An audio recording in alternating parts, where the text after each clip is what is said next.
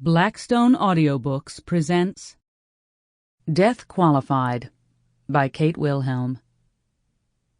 For Julie A. Stevens, with appreciation and affection.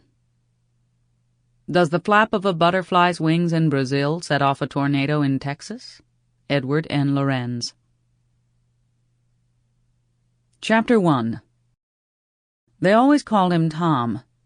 The maintenance crew, the doctors, everyone called him that. And although he knew it was not really his name, he responded. Tom, do this, do that. Tom, come here, help with this. Sometimes he could almost think of another name for himself, but it never seemed to finish forming in his mind. It started, a thought, an idea, an impulse to say a different name, not to look around when they said Tom. But then he was swept by terror, and it vanished again. Good morning, Tom. How are you? Any more episodes? Any dreams? Here's your medicine. That's a good boy. Go on to work now. See you in the morning, Tom. He lived in a small apartment on the grounds. Sometimes he made his meals there, but most of the time he ate in the cafeteria. He had a meal ticket. Good morning, Tom. Bacon? Eggs? What'll it be?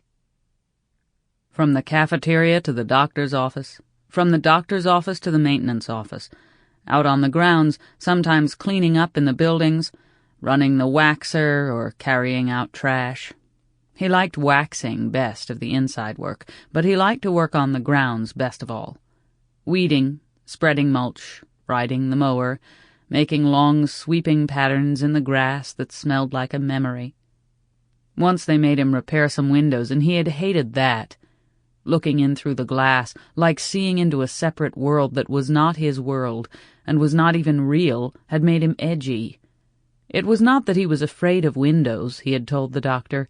It was that the windows were wrong. That wasn't how it was. Then how is it, Tom? Tell me what you mean. He couldn't tell her.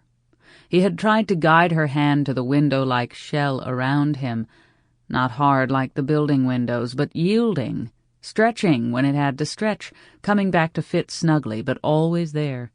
He had tried to make her feel her own casing, her shell, tried to explain that it didn't have to fit so tightly.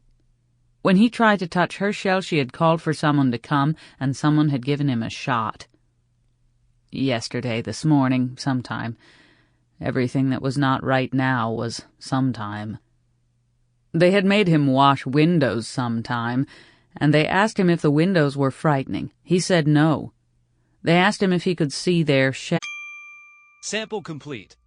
Ready to continue?